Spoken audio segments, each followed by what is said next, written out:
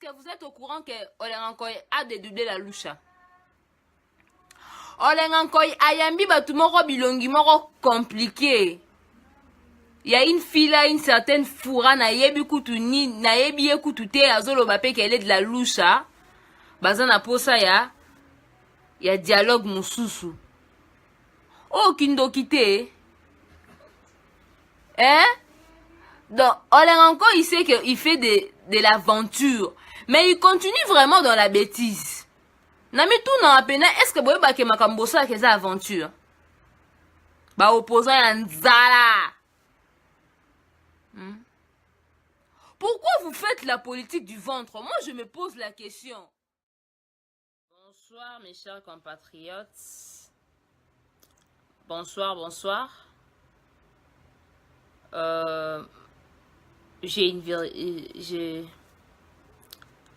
J'ai des choses à dire par rapport au comportement de certains de nos opposants d'hier qui ont combattu avec nous. Babundi na biso lobi boeti. Après un certain moment, bango wana bakati singambo. Ils ont insulté Kabila boeti. Bamsusu batloka ba Olengankoy médiocre. Afinga Kabila microbe. Lelo Olengankoy a commis fervent défenseur ya Kabila. Bandeko nangai. Atabino Moko. Les Roger Lumbala, ils ont soutenu Tshisekedi en 2011. Na élection contre Kabila. Batuneti balisanga bonganga basana les allées d'Etienne Tshisekedi. Basé belé so na bosani mususu botangi na kombo. Donc comme je disais tantôt, avec les gens comme des Tchibala, des Olengankoy, Bachaka Minoko, qui ont fait beaucoup d'années dans la lutte. Mais en réalité, on s'est rendu compte que lutte en bandeur Salango, c'était pas une lutte au bandeur Salango avec conviction. Bandeur Salango, non pas parce qu'ils étaient convaincus, parce qu'ils voulaient changer de choses. C'est simplement parce que on peut vivre une certaine luxure par rapport ya batu mususu ba ki pe na pouvoir de bande ki ko envier bango. Ngai ezo salanga pasi. Ezo salanga pasi que ces gens-là deviennent des fervents défenseurs de Kabila. So na bosani botangela nga ba misusu. Ba opposant ya nzala. Ba opposant ya nzala. Chibaloza médiocre. Olengankoy, tu es médiocre. Est-ce que vous êtes au courant que Olengankoy a dédoublé la loucha? Olengankoy ayambi batu moko bilongi moko compliqué. Il y a une fille là, une certaine Foura, nayebi kutu ni, nayebi kutu te azolo bape qu'elle est de la loucha. Bazana posa ya dialogue mususu. Oh kindokite. Hein? Donc, Olengankoy, il sait qu'il fait de l'aventure. Mais il continue vraiment dans la bêtise. Nami tout na apena, est-ce que boye bake makambosa ke za aventure? Ba opposant ya nzala.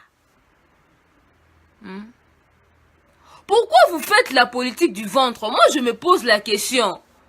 Au fait, moi, quand j'ai grandissé, j'ai commencé à aimer la politique.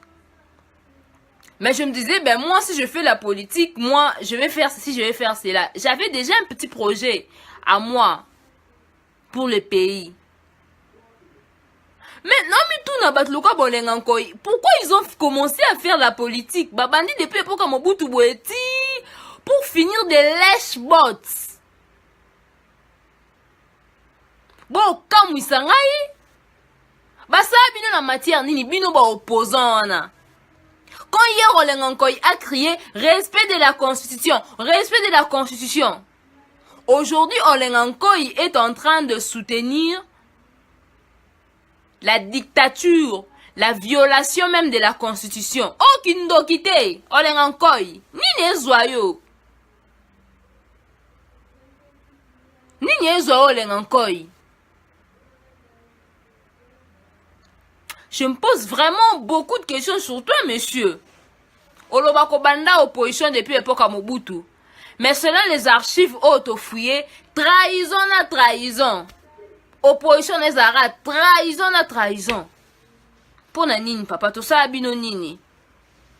Moi, je me dis, moi personnellement, je me dis, tout ça biso nyonso, ba passager na mokili otoro kufa, toro kende.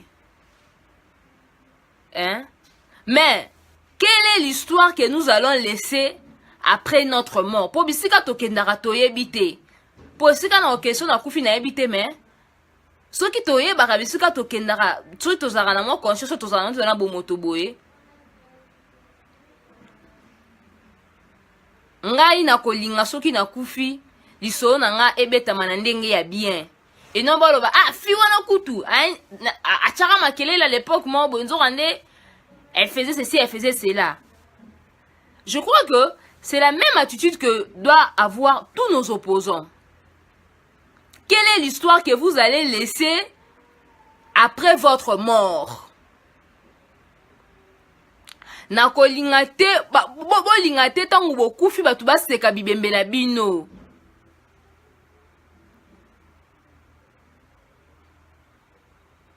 Bolingate batu baseka bibembe na bino yoka soni. Ba opposant na biso, ba opposant ya nzala. Nini ezwaka bino nazomi tuna. Quelqu'un comme Olengankoi, il n'a pas un véhicule, mais il a des véhicules. Chibal, on peut comprendre pour aller guinéen. Mtwanzala pe po akipe ne lokote ando futi la sope na lemba mutu kate bando mwendenge aokindo defa pe mapa to neto yoka. C'est normal. Bon amoni bon qu'est-ce qu'il va faire? Il est au soir de sa vie, il n'a pas le choix.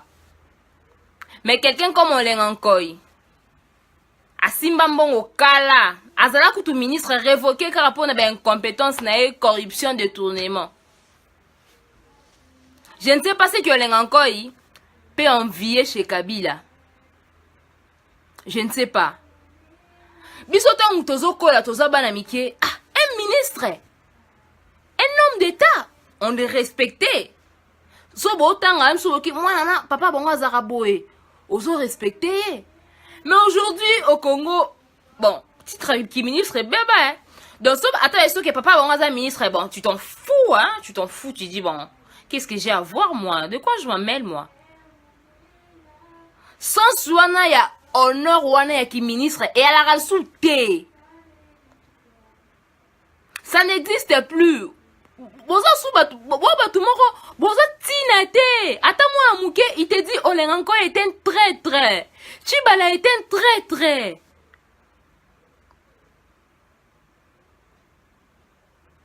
Kitoko te.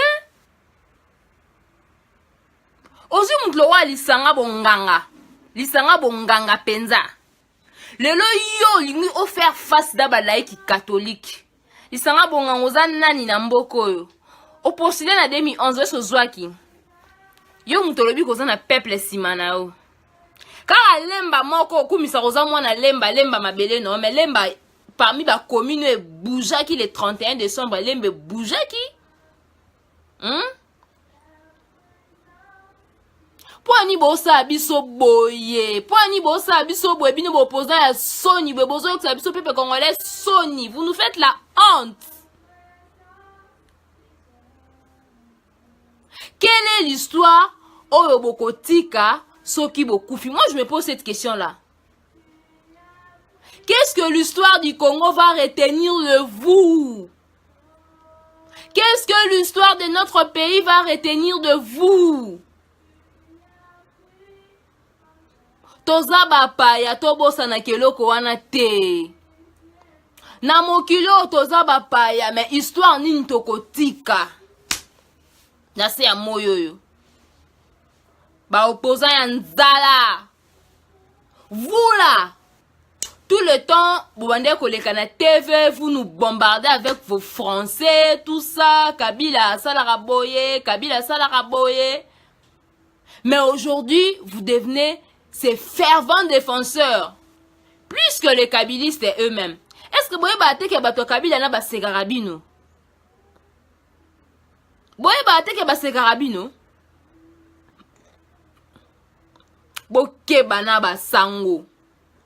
Lisanga bonganga liambala na kimia papa. Liambala na kimia poza eloko bande kokana.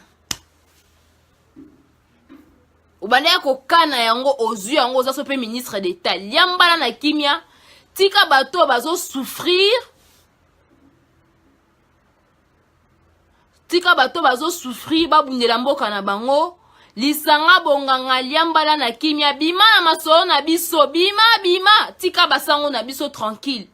Tika Cardinal Mosengo tranquille. Thomas Louaka médiocre mususu ye wana. Un autre médiocre c'est Thomas Louaka qui se permet de dire que Papa Nabiso Mosengo a présenté des excuses. Thomas Louaka, tu es qui dans ces pays?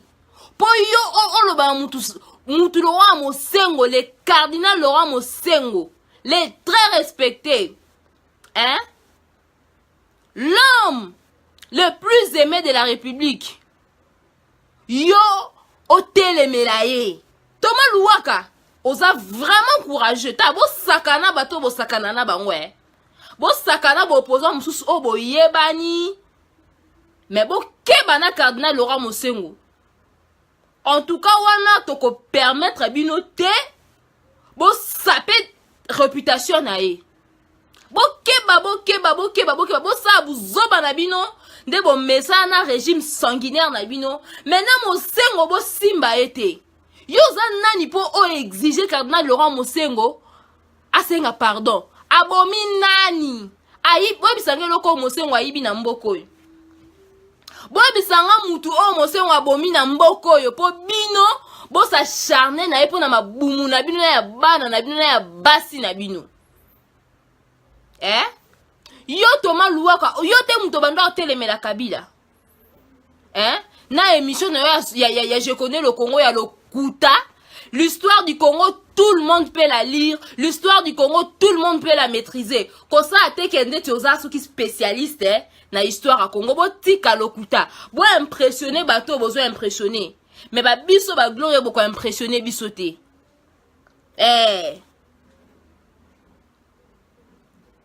Ba biso ba oko boko impressionner bisoté parce que to tanga pe. To appelle Nathan en tanga, netinga à ça qui l'autre. Alors pour me mettre en train de lire un ouvrage oh bah le Bela Congo, qu'est-ce que ça va me faire? Rien du tout. Alors il y a une histoire, non, je connais le Congo, il y a le Koutana nous. Alors c'est permettre à manquer les biso Laurent Mosengo respect. De quel droit, toi, monsieur Louaka, on manque les biso Laurent Mosengo respect? Mosengo aboma nani na mboko boloba? Aboma nani? Aiba ya nani? Po bino, bo bandoleka na ba TV, bo finga cardinal. Boni boyeko, boni boye. Je connais le Congo, il y a le Kuta, il y a Mbouala. L'histoire du Congo, tout le monde peut la lire et la maîtriser. Oa spécialiste, je connais le Congo T. Ozape historien T. Tika biso. Boni boy. Bitakwira. Toi, tu penses que tu as le monopole des insultes? Tu penses que tu as le monopole de la provocation? De quel droit yo mutundeti Bitakura ou manquer Laurent Mosengo respect? Yo cause ta diplôme Laurent Mosengo azanango? Dans ton petit village, tu es incapable de réunir même 5%. 5 personnes. Yo Bitakwira yo. Namboka nanso pesi mbongo te, oro réunir batute. Boni boye. Boni boye yo Bitakwira yo. Toi, tu as connu démocratie dans ta vie. Toi, tu dansais pour Mobutu Diallo chez toi là-bas au Vidra, non? Pour qu'aujourd'hui tu sois courageux. Oh, le babou zoba na combat cardinal. Papa, talabino. Bon, Bangabino, personne n'a le monopole des insultes. Personne n'a le monopole de la provocation. Vous comprenez? Dans beaucoup de gens, tout le jour. Aucun Congolais n'est né avec le Congo. Aux parents, maman, tata, le Congo, ils ont le pain, on a tiqué là. Et leur côté, Congo est un patrimoine commun. Et un patrimoine commun. Donc, parce que vous êtes aux affaires, tout vous est permis. Le cas cardinal Laurent Mosengo, patrimoine commun de tous les Congolais, il faut tout conserver, tout respecter. Boni boy, tous impoli. Ata yo bitakou oza impoli. Et moi, tata no respecta ka ete, maman no respecta ka ete. Pourquoi yo manquer Laurent Mosengo respect? Pourquoi tala yo? Eh yo bitakuira. Je n'ai aucun respect pour toi, ministre de la honte. Yo ce qui trahison to lingoza ministre yo, c'est qui homme d'état et beba. Sous d'autres si yo lingoza ata wisiete. Yo bitakuira. Hein? Yo bitakuira yo. Sous d'autres si yo lingoza ata wisiete na mboka na bino kuna uvirate. Oye ki chassa omoni mwinda alo lingoza munoko wana ofinga cardinal Laurent Mosengo amasta na yo. Boni boy yo bitakuira yo. Ba kumisa yo médiocre que tu es. Bon quand c'est le cas bon tala bino do bato bako zapina courage va défendre le cardinal Bazate. Hein? Boni boy, toi tu dansais pour Mobutu non, Djale lo Mulopwe. Dans ton petit village là-bas à Ouvira. Tu dansais pour Mobutu non? Hein? Boniko, boni yo bitakuira yo ba kumisa yo. Keba na cardinal. Ça la buzoba na bato mesana ba politicien ba opposant na biso ndo mesana ko sakana bango. Mais na cardinal ko mekano kutute. Ko mekano ku na cardinal te. Na yi ba buzoba to olobaka derrière la caméra. Toyebi. Ba buzobo loba toyebi. Donc keba na cardinal. Keba na cardinal. Bitakuira. Attention. Attention.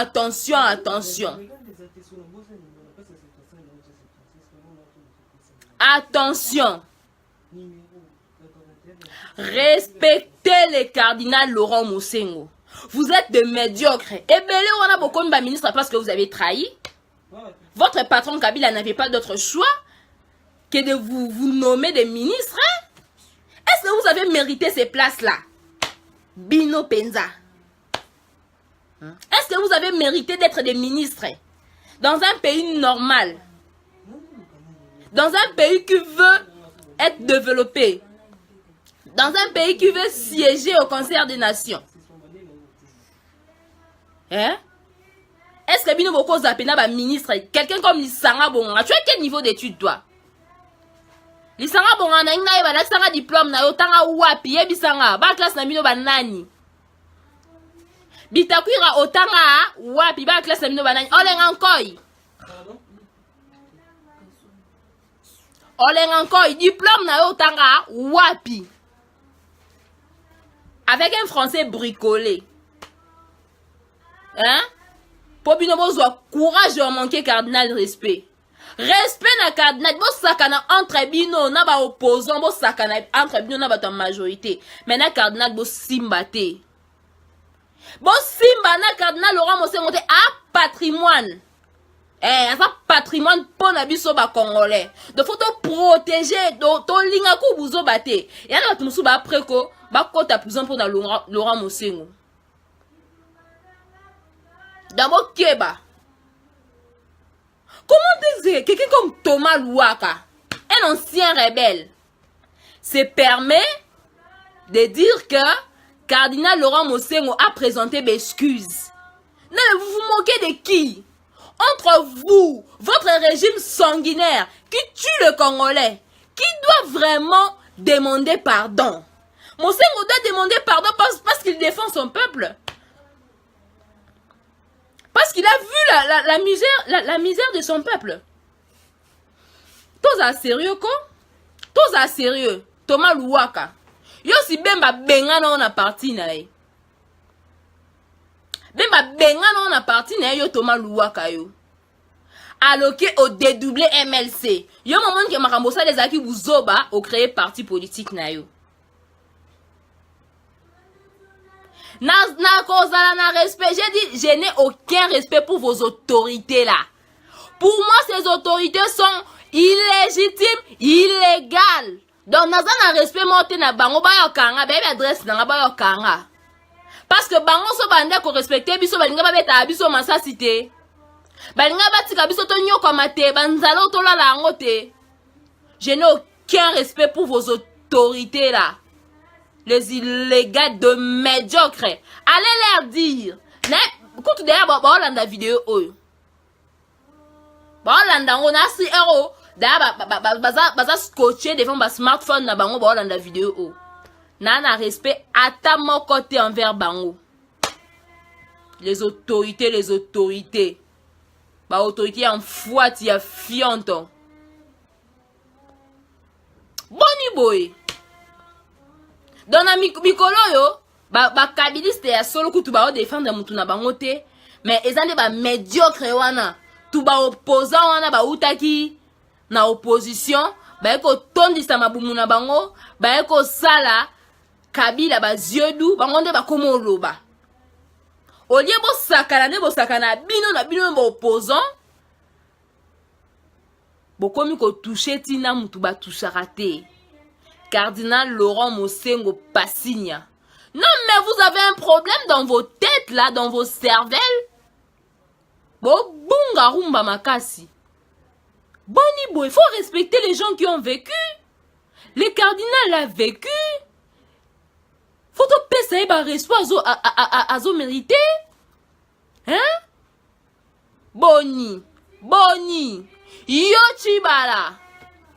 Olobi ozali remplaçant valable ya Tshisekedi. Mais tu te permets Roloba ke o kangisa ba organisateur ya marche le 31 décembre ba comité laïque. Mais non, mais il faut être courageux. Il faut être courageux pour yo loba ko kangisa ba comité laïque chibala. Hein? Yo lobi ozali obunda vina o mobimba. Pour que démocratie ezala installée dans mboka oyo. C'est ce que tu racontes à la longueur de journée. Que tu t'es vraiment battu pour que la démocratie s'installe dans ces pays. Mais de quel droit toi tu vas faire arrêter les gens qui manifestent pour la droit na bango? Qui veulent voir Kabila partir? Parce qu'il a épuisé son mandat, parce qu'il maltraite le peuple, parce qu'il massacre le peuple congolais. Chibala, qu'est-ce qui te prend? Zo Mélanie ni Chibala. Pour télémer l'église catholique. Non mais attendez. Ezani nyango.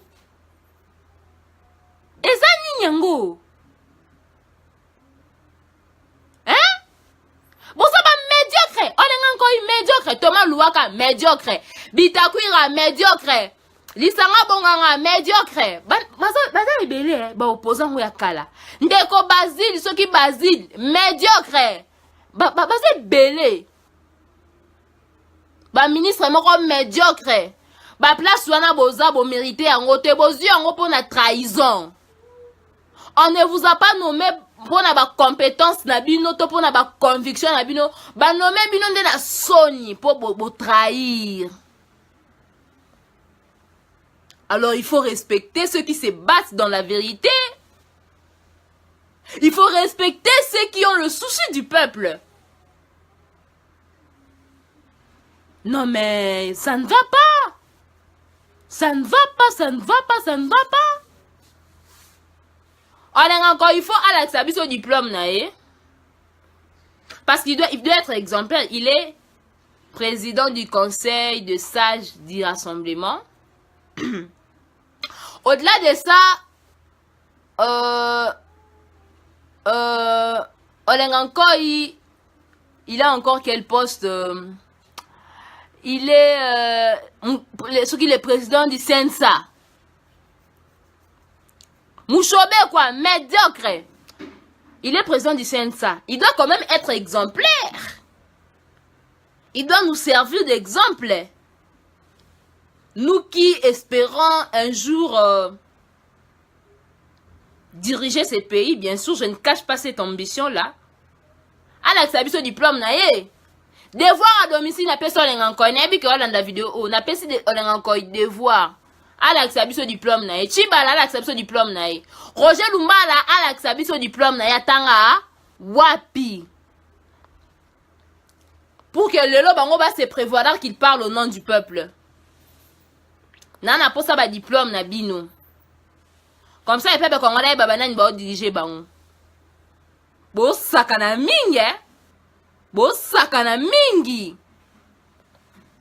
Donc bon, le peuple congolais jouer na bino.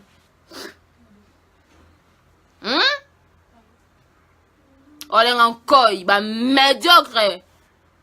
L'autre est là. Ceux qui me fient, qui sont mes filles, qui Willy, mes filles, qui médiocre. Bino moni mboka ngo ya bino. Bo moni mboka ngo ya bino. Bo botama na ngo batiki ya bino ba patrimoine. Po bo saka na biso.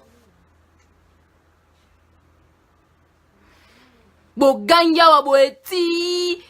Ti nzo ande wande ko luka bo tondisa mabumu na bino. Ba médiocre moko boy. Ba miyibi. Bozo no musapo ani. Olenga encore yebisanga bando zawana.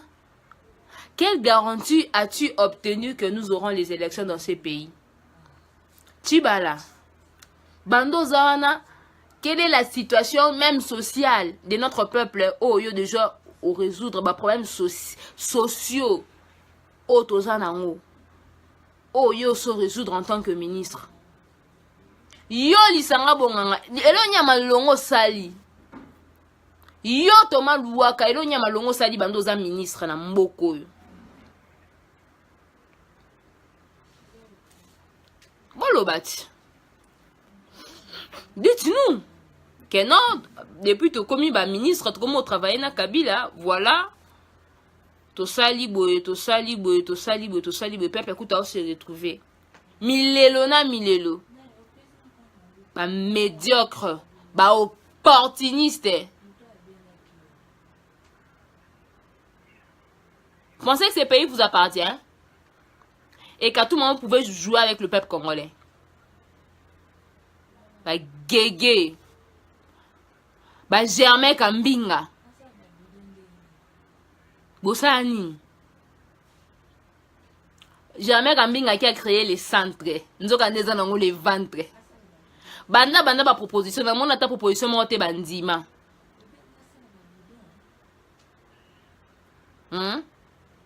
Jamais Kambinga a créé les centres nzo kezana ngo les ventres. Siko ayebisa ngai banda abandi ba proposition ya ba troisième dialogue ya ba nini. Auquel de ces propositions ont été acceptées et adoptées? Makela pamba. Ba opposant ya nzala ya libumu.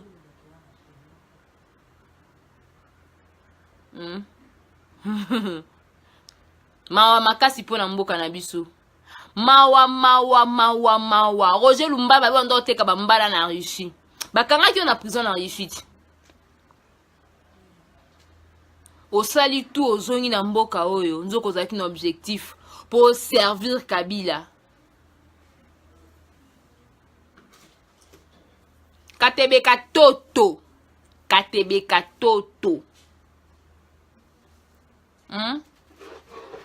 Et le que ça n'a pas si pas Katebeka toto, c'est que même ton propre frère a une opposition au combattre. Tel niveau ba congolais bazalaka.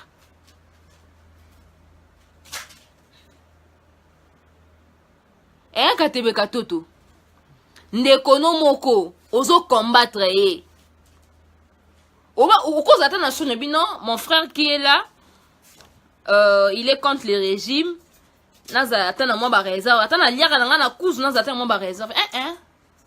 Olaki si penzage non ndingo zawana yo posa na weza mbongo posa na weza ozonga aux affaires Vous nous faites la honte. Vous nous faites la honte. Katebe. Katoto. Naoka basangono kala ba esi ngozaka milliardaire. Katebe Katoto les milliardaires congolais. Mais naoki ka pasi po ozongi no pa Kabila. Pasi hein.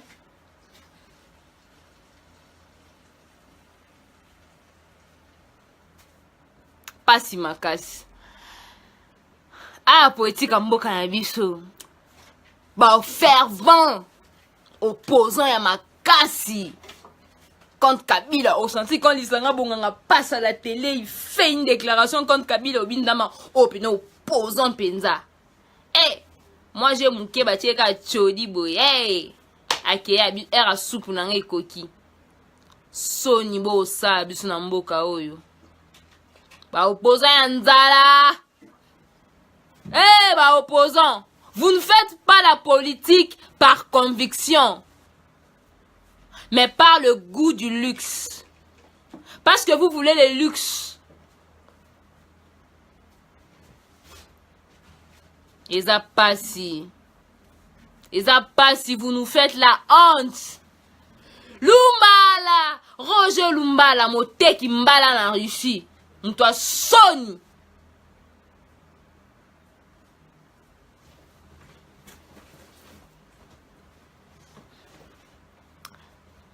Bah toi Sony, je n'insulte personne hein. Je n'insulte personne pour moi déjà bah donneur de leçons bah bandi. Je n'insulte personne, ce sont des vérités. Il faut dire la vérité à notre peuple. Je n'insulte personne. OK? Jusque là je ne dis que de vérité. Na proféré insulte morote donc bokende kuna na ba conseil na bine pola na bokende kuna. Parce que na fini mon tout. Non, le bandé, la vérité. Je n'ai proféré aucune insulte. D'abord, conseil n'a pas bon bangonan. La honte, la honte, la honte, la honte, la honte de la République. Bah, opposant à Bissot.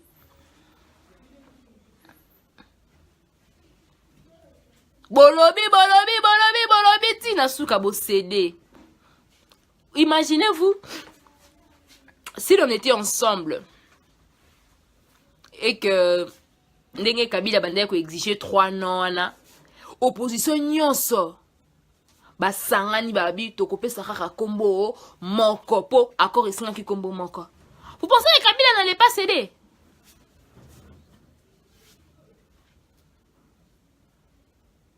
Parce que pour le moment il y avait déjà des tops au sein du rassemblement. Je vais vous donner des éléments. Tshisekedi Akoufi. Kabila, je crois, il avait invité les évêques. Kabila dit aux évêques à Lobby, je veux que la nomination du président du rassemblement et du conseil des sages s'efface dans le consensus. Ah! Ngape lokwa na ngape analyste na kwa na ngai visionnaire mutami suminei. Ah! Je me suis dit Kabila m'a dit déjà que le baboué, il faut que la désignation s'efface dans le consensus. C'est qu'il y a déjà des rapporteurs de Kabila au sein du rassemblement. Et ça là qui même pas une semaine. Rassemblement et c'est Klataki. Bah, on l'a encore, bah, bah, créer rassemblement na bango. Manabi, je n'étais pas loin de la vérité. J'avais vu ça. Qu'est-ce que ça pouvait faire? Si, comme Olenganko, il contestait la désignation de Pierre Lumbi avec ses raisons qu'il avançait, bon, il avait son droit. Bah, Fandi Penza, bah, Yokani, bah, non, qu'est-ce qui ne va pas avec nous? Oh, bon, ça va. Bah, mais qu'il faut trouver juste un milieu. Vous pensez que Marambunyan Soyo, elle n'y a que comment? Dès que bagi mo inane ya korwana balinga batia mutoyo nde bayokana ki na bango na rassemblement wana et tout, on organise des élections. Ce qui peut être linga total la bonne volonté na bango so pe ba bon, on a gouverné ensemble avec Kabila, on ne peut pas organiser l'élection. Ils allaient démissionner, je ne sais pas mais je suppose. maramboningeza autrement. Mais tellement que bazaki déjà ba kabiliste, malgré ba effort ya unité, ba tout ba salaki, tout ça, ba ke, moi je connais quelques militants de la louche qui sont allés voir Olengankoy. Ba supplier Olengankoy. Ba supplier ba papa, pardon. Pona bolingwa mboka na biso, ko katisa pa Kabila te. Mais mon ami me dit, mais Gloria, j'ai rencontré, à l'époque, il me dit, Gloria, j'ai rencontré un Lengankoy, mais c'est un kabiliste étouffé. Vous imaginez? Ils a passé. Bossali biso soni. Et vous insistez quand la bêtise, insiste toujours. Vous insistez dans la bêtise. Moutlora Chibala, Ndebalobara, a commis le roi, Ndebalobara, Mboa Kata Singa, Abosana Kolonaye, c'est comme Chibala. Il se dirige tout droit au mur. Moi, j'ai appris des choses aujourd'hui. On me dit que ma récente révélation contre les G7 ici, Chibala a profité de ça. Il est allé dire aux gens que bon, Lukelanga Gloria Wana, Azo attaqué G7, tu vois, ça l'a bien. Non! Mais c'est Chibala, ngai naza élément ya division te. Donc moi, je dis des choses objectivement. So na moni ba opposant moi bazo kende, moi mon pandi na zo ngisa bango. Je ne fais pas ça pour que profiter na yo Chibala. Je ne fais pas ça pour que ça profite à toi. Chibala dit aux gens que campagne wana contre G7 contre troisième dialogue wana ezo arrangé pour yazana pour ça tika la wana kaka na poste na wana. Il y a médiocrité, il y a premier ministre, il y a médiocrité wana. Non, mais attendez, moi je ne fais pas des choses pour que ça profite à un opposant ou à quelqu'un de la majorité. Non, Chibala. Il faut grandir, papa. Tu es un père de famille. Hein? Il faut continuer. Ils vont chez mes proches, chez mes amis. Oh, mais cette fille-là, Gloria, elle doit continuer pour que, pour sa troisième dialogue, ça les mater pour que profiter d'Angaï. Non, mais Chibala, moi, je ne fais pas de la politique partisane. Non, moi, je suis une activiste politique. Je suis une activiste politique. Donc, quand ça te so, na zui, na salé bablo, na contre G7 wana eza qui peut profiter na yo pour que yo, bando sel, on m'a kélé le lobake. Elle doit faire ça parce que moi, je dois garder mon poste. Non, on a dénoncé des faits pour na lingé komate, na prévenir batu. Na prévenir batu. On a prévenir des batu nabi. Il y a, eza, et là, au moment où ils ont se préparer, dialogue. Na dénoncé en gros, moi je ne l'ai pas fait pour diviser les gens ou pour que bino bo profiter ne loro na ngawana comme ya bino na kuku bo que no tinda batuba lukangai pour nazo sale loro. Moi je n'ai rien à voir avec le G7. J'ai rien à voir avec le G7 basa combat na bango ndenge balingi donc non ça politique nanga activisme nanga nandenge nanga non ça dango ya NT ya koyina batute mais je l'ai fait dans la vérité et dans la sincérité. Donc eza loro moko te pona Chibala ando tinda batu esa bango ke o bolukelanga Gloria na ndenga zo beta G7 wana ça m'arrange. Non, moi je ne fais pas cette politique là. Donc on est bleu à Bamike, moi je ne fais pas ça. Donc on revient sur notre sujet. Donc poti on a bandé ko dénoncer na Sibino Botika Cardinal Laurent Mosengo aza master na binote ana niveau na binote bitakwira yo ba bisengo na habité donc on se mando sa bilanga na Uvira obando binila Mobutu à l'époque jalelo Mulope Mobutu donc tika komba Cardinal azali master na yote aza master na yote. Lambert Mende, tu dois beaucoup du respect au cardinal. Tu connais oyebi na kati ya mutema na qui est le cardinal Laurent Mosengo.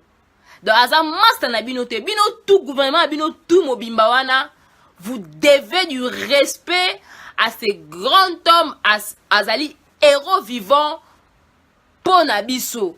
Donc, botika, liamba na bino na kimia, bake miko na bino na pouvoir wana etikali mke. Biso pepe congolais, tozali décider, tosi na bino régime, ozali régime moko sanguinaire. Donc, bokeba na cardinal, bokeba, Olengankoy, ozali champion na médiocrité pour elo que c'est qui singa ok ozubi longi moko boye, bauti soki wapi na yebite babimeli na truni ni baya ko salir lutte na biso o ezali noble olo ba ke baza ko soutenir yo zo seka pozo bimsami zo seka. Aucun militant de la louche ne viendra te voir toi Olengankoy. Aucun, je te rassure, aucun militant de la louche ne viendra voir Tchibala. Aucun militant de la louche n'a du respect pour vous et tout votre gouvernement de médiocre. De médiocre. Donc, na suki wana vérité na zaki nango yangwana. Na lobby sous boye. Loko la bino bozoyo ka te ko finga cardinal. Biso pe to tika na bino te. Na sengi bino ka devoir à domicile. Tchibala memela biso diplôme na o tanga wapi. Olengankoy memela biso diplôme na yo. Lumbala memela biso diplôme. Bitakwira memela biso diplôme. Yo mishiki. Olobi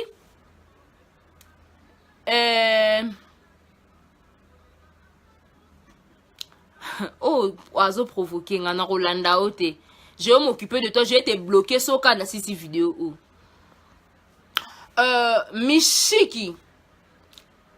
Le cardinal aza master note. Omi bengaka professeur na ebite so oza professeur na école nini to pe na université nini. Mais keba. Cardinal aza master na yote. Bo sakana na bo opposant na bino bo opposant de bo mesana. Mais na cardinal et na batu musu na lobango je le répète et na batu musu ba après au côté prison ba beta ba masasi pour la cardinal. Donc cessez avec vos bêtises là parce que vous n'avez pas le monopole de la bêtise, de la provocation, des insultes.